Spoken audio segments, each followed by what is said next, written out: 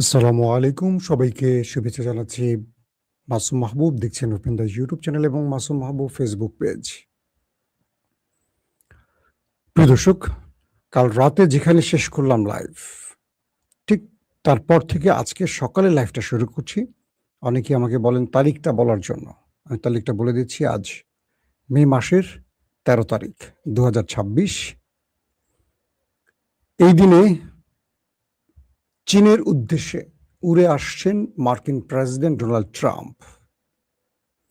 ভিডিওর নিচে কিন্তু তারিখটা দেখা যায়। তারিখটা বলি আর না বলি দেখা যায়। আপনারা দেখলে বুঝবেন কতদিন আগের ভিডিওটা।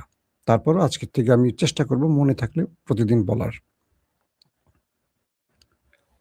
কুয়েত ইরানের ৪ জন ব্যক্তিকে ধরেছে। তারা কি ইরানের গোয়েন্দা নাকি আইআরজিসির সদস্য সেটা স্পষ্ট নয়।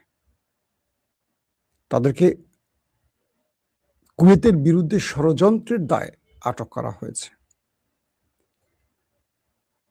কুয়েতের বিরুদ্ধে ইরান কি ষড়যন্ত্র করছে? ২, মুসলিম দেশ আরব আমিরাত থেকে পাকিস্তানিদের বের করে দেওয়ার বিভিন্ন অভিযোগ উঠেছে এবং পাকিস্তানিদেরকে কাজ থেকে বিরত রাখারও রাষ্ট্রীয় সিদ্ধান্তের বিরুদ্ধে অভিযোগ এসছে। আরব আমিরাত কি চাইছে আসলে? পুরোপুরি কি ইসরায়েলের ফাঁদে পা দিয়েছে? ৩, পাকিস্তানের বিরুদ্ধে ইসরায়েল এবং ভারত জোরে সোরে প্রোপাগান্ডা শুরু করেছে। উদ্দেশ্যটা কি আসলে? টার্গেটটা কেন পাকিস্তান? পাশাপাশি তুরস্কের নেতৃত্বে একটা ঐক্য হওয়ার জোর চেষ্টা চলছে। বিভিন্ন সূত্রের খবর, পাকিস্তান, সৌদি আরব, কাতার এরকম আরো কয়েকটি দেশ এখানে জড়াবে। শেষে এখানে যুক্ত হতে পারে ইরানের মতো আলোচিত দেশটিও।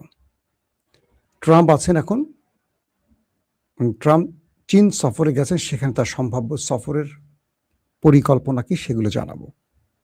দর্শক, কুয়েতে একটি বিমান ঘাঁটির আশপাশে, মার্কিন যে বিমান ঘাঁটি আছে কুয়েতে, তার আশপাশ থেকে আটক করা হয়েছে ৪ জন ইরানিকে। কুয়েত বলছে, বা কুয়েতের সরকারের পক্ষ থেকে বলা হচ্ছে, এরা আইআরজিসির এজেন্ট, অর্থাৎ আইআরজিসির সদস্য বা এজেন্ট। তারা কুয়েতের বিরুদ্ধে কোনো ষড়যন্ত্রের পরিকল্পনা নিয়ে কাজ করছিল। এ সময় তাদেরকে আটক করা হয়েছে। ইরানের পক্ষ থেকে ছোট একটি স্টেটমেন্ট পাওয়া গেছে যে এইরকম কোনো দায়িত্ব ইরান কাউকে দেয়নি যারা ভিন দেশে গিয়ে ষড়যন্ত্র করবে, বরং ইরান তার নিজের শত্রুদের দমনই সবচেয়ে বেশি এখন সচেষ্ট আছে। ইরান বলছে যে আমরা প্রতি মুহূর্তে আমাদের শত্রুদেরকে দমনই ব্যস্ত আছে, আমরা অন্য দেশের শত্রুতা করব এইরকম নীতি আমরা কখনো গ্রহণ করিনি, বা ইরান এরকম কাজ কখনো করে না। প্রশ্ন হতে পারে যে কুয়েতের মতো একটি মুসলিম দেশ, তারা ইসরায়েল আমেরিকার পক্ষে দাঁড়িয়ে ইরানের বিরুদ্ধে দাঁড়াচ্ছে কেন? কারণ সাম্প্রতিক সময় ইরান কুয়েতের উপর যতগুলো আক্রমণ করেছে, প্রত্যেকটি আক্রমণ ছিল মার্কিন এবং ইসরায়েলি স্বার্থ সংশ্লিষ্ট টার্গেটে। কুয়েতের ভেতরে বড় কোনো, মানে কুয়েতের বা রাষ্ট্রীয়ভাবে বা কুয়েত জনগণের কোনো ক্ষতি করেনি। যেমন আমরা একটা ভিডিওতে আপনারা সবাই দেখেছেন, সোশ্যাল মিডিয়ায় ভাইরাল হয়েছিল, সেটি হলো একটি মার্কিন যুদ্ধ বিমান ভূপাতিত হয়, পাইলট প্যারাশুট দিয়ে নেমে পড়ে, কুয়েতের জনগণ সেই পাইলটকে মোটামুটি যা করার করে। তার মানে কি, কুয়েতের জনগণের সাপোর্টটা ইরানের পক্ষে, যারা মার্কিন পাইলটকে মোটামুটি ধরার পর কান টান ধরে চট থাপ্পড় দিয়ে পাছায় বাড়ি টাড়ি দিয়ে ছেড়ে দেয় বা কুয়েত সরকারের কাছে হ্যান্ড ওভার করে। তার মানে আমেরিকাকে কুয়েতের জনগণ ভালোবাসছে না, বাসছে ইরানকে। তো এই মুহূর্তে কুয়েত যে কাজটি করছে, এই কাজটি কতটুকু সমীচীন আমার জানা নেই। আরব আমিরাত মধ্যপ্রাচ্যের বিস্ফোরা। আরব আমিরাত তারা ইসরায়েলের সাথে গোপন থেকে এখন প্রকাশ্যে প্রেম শুরু করেছে। অনেক জায়গায় অভিযোগ এসছে যে তারা আয়রন ডোমের মতো প্রতিরক্ষা ব্যবস্থা ইনস্টল করেছে আরব আমিরাতে। চিন্তা করেন, সামরিক চুক্তির মধ্যে ঢুকে গেছে এমন অভিযোগ আসছে তাদের বিরুদ্ধে। পাশাপাশি এক ব্যক্তি লিখছেন, গ্রামে গ্রামে কসমেটিক্স বিক্রি করি আর লাইভ দেখছি, নাম হলো দিদার। আপনার জন্য ভালোবাসা, আপনার আজকের দিনে বিক্রিটা ভালো হোক দিদার ভাই। তো আরব আমিরাত বলছে, মানে পাকিস্তানের কয়েকটি সূত্রের খবরে জানা গেছে যে আরব আমিরাত তারা ইরানকে সহযোগিতার দায়ে পাকিস্তানের অনেক জনগণকে কাজ থেকে বের করে দিচ্ছে এবং ভেতরে পাকিস্তানের জনগণকে আরব আমিরাত ছাড়ার জন্য নির্দেশ দেওয়া হচ্ছে। পাকিস্তানের অন্যতম সাংবাদিক ইমরান রিয়াজ খান এই তথ্যটি জানিয়েছেন। আমি তাকে প্রশ্ন করেছিলাম, পাকিস্তানের উপর আরব আমিরাতের রাগটা কোথায়? তারা বলল যে দীর্ঘ কয়েক যুগ ধরে পাকিস্তান এবং আরব আমিরাত, সৌদি, কাতার এদের সাথে সম্পর্ক ভালো। আপনারা জানেন যে পাকিস্তানের সেকেন্ড হোম আরব আমিরাত বা সৌদি আরব বলা হয় সবসময়, এবং এদের ভিসা প্রসেসিং খুব সহজ, চাইলেই সকালে বিকালে চলে যেতে পারে, এরকম একটা অবস্থা। তো ইসরায়েল এই মুহূর্তে আরব আমিরাতকে বলছে তোমার শত্রু ইরানের চেয়ে বড় পাকিস্তান, কারণ পাকিস্তান ইরানের হয়ে কাজ করছে এবং এই যুদ্ধবিরতির জন্য আমেরিকার হয়ে বা ইরানের হয়ে বা দুই পক্ষের হয়ে পাকিস্তান মূলত কাজটি করছে।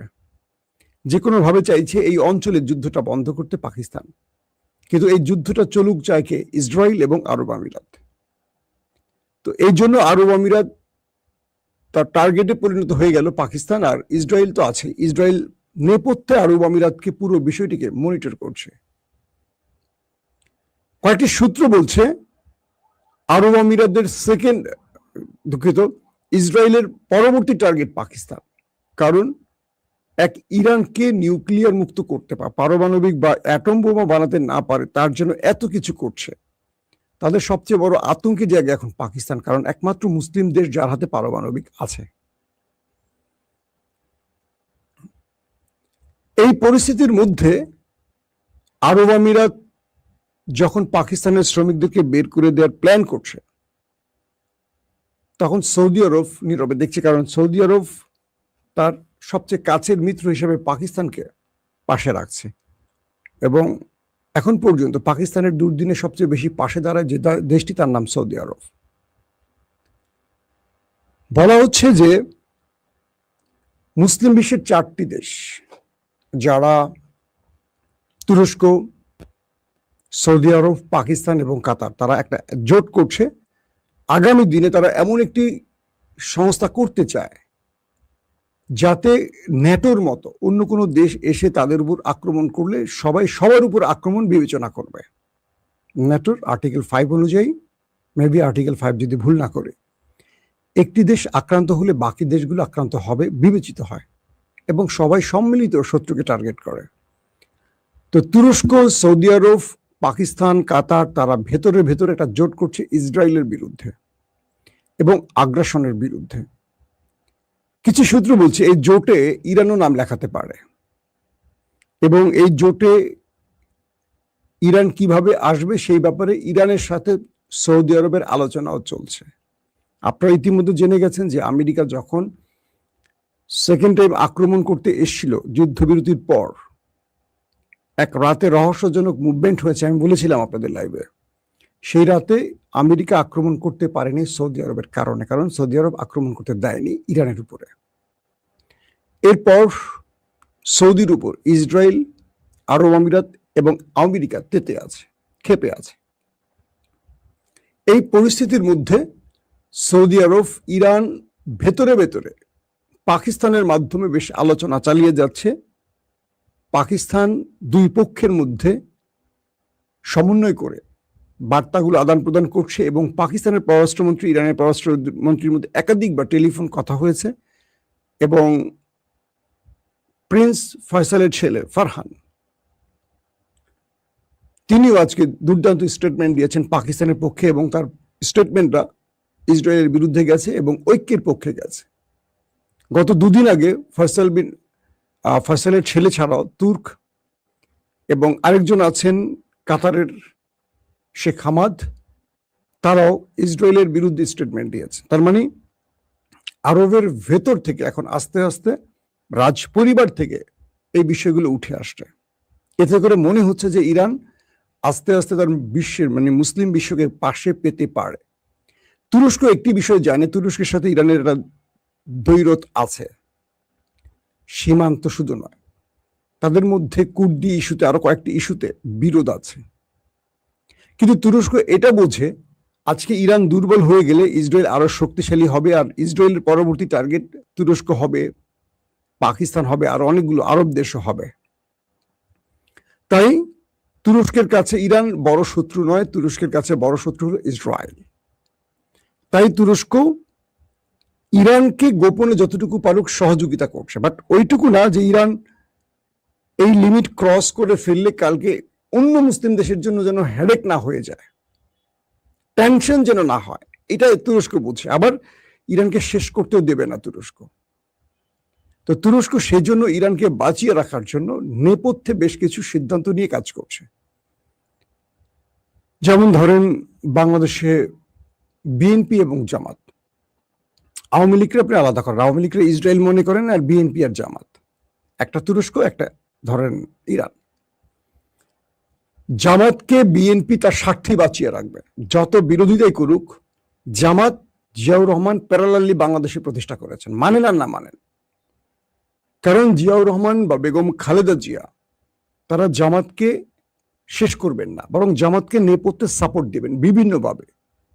আপনারা প্রকাশ্যে যত বট বাহিনী বলেন, গুপ্ত বলেন, মারামারি কাটাকাটি করেন না কেন, জামাত এবং বিএনপির শেকড় একটা জায়গায় এক হয়ে আছে, এটা প্রকাশ্যে দেখবেন না।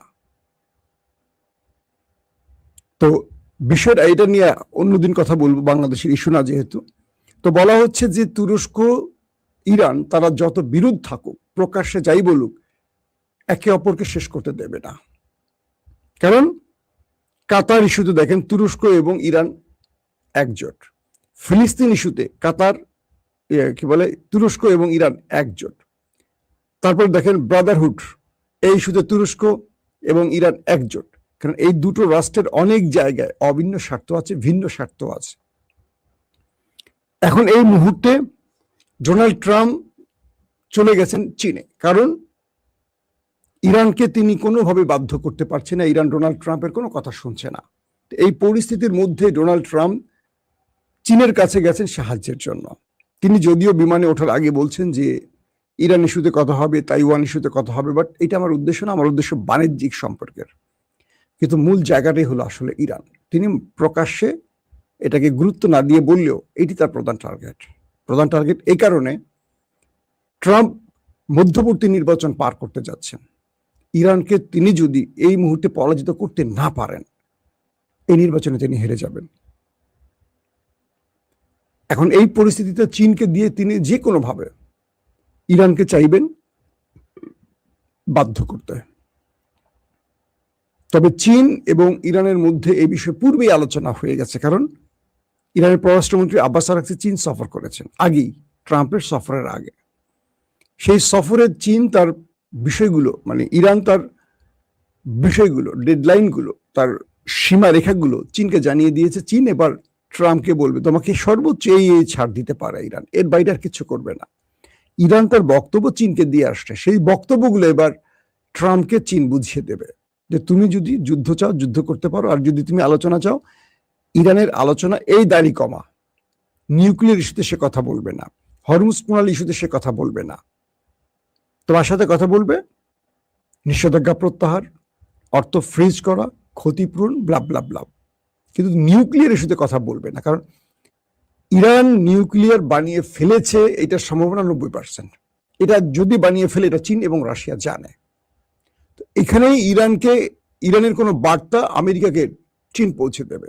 যদি ইরান নিউক্লিয়ার না বানিয়ে থাকে, কালকে যে তাদের একজন জ্যেষ্ঠ বিচারক, আইনজীবী যে কথাটি বলেছেন যে দ্বিতীয়বার ইরানে হামলা হলে ইরান নিউক্লিয়ার বানাতে কাজ করবে বা 90% ইউরেনিয়াম সমৃদ্ধ করবে, মানে নিউক্লিয়ার বানাবে, 90% তো নিউক্লিয়ার তৈরি করা।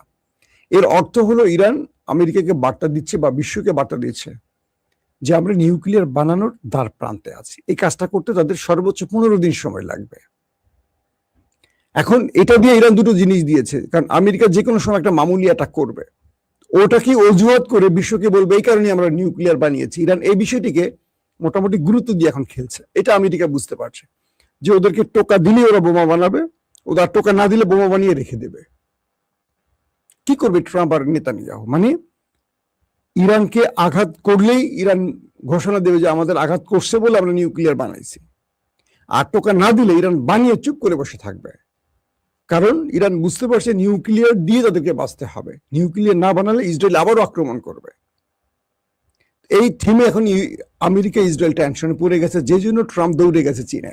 আছে আরো বাণিজ্যিক ব্যাপার স্যাপার থাকবে, অনেক কিছু থাকবে, কিন্তু গুরুত্বটাই হবে ইরান ইস্যুতে। তো এই পরিস্থিতির মধ্যে একটি বিষয় বোঝা যাচ্ছে, ইরান আমেরিকাকে নিয়ে ভালো পরিমাণ খেলা শুরু করেছে। আর পাকিস্তানের বিরুদ্ধে যে ইসরায়েল প্রচার প্রপাগান্ডা শুরু করছে ভারতীয়দের সাথে মিলে, যে সামনে আলোচনা করছে পাকিস্তান আমেরিকার হয়ে, ভেতরে ইরানের হয়ে কাজ করছে, আসলে পাকিস্তানের পক্ষ থেকে বলা হয়েছে তারা ইরানের কোনো যুদ্ধ বিমানকে তাদের দেশে রাখেনি, বরং যখন আলোচনায় বসার জন্য ইরানের ডেলিগেটরা, পররাষ্ট্রমন্ত্রী বা স্পিকাররা বাকের গালি বা আব্বাস আরাকচি এসছিলেন, তখন সেই বিমানটি নূর খান বিমান, মানে সেই প্রাইভেট জেটটি নূর খান এয়ারওয়েজে রাখা হয়েছে। কিন্তু ইসরায়েল এবং ভারত যে প্রচার চালাচ্ছে পাকিস্তানের বিরুদ্ধে, এটা হলো তাদের ষড়যন্ত্রের অংশ। কে বলছে? পাকিস্তান বলছে যে ইরানের পর পাকিস্তানকে টার্গেট করার জন্য নেতানিয়াহু এবং নরেন্দ্র মোদীর দেশ পরিকল্পিতভাবে পাকিস্তানের বিরুদ্ধে প্রচার প্রপাগান্ডা শুরু করেছে। পাকিস্তান এমন কাজ করে। দর্শক, আজকের মতো বিদায় নিচ্ছি। প্রত্যেকে ভালো থাকবেন। আল্লাহ হাফিজ।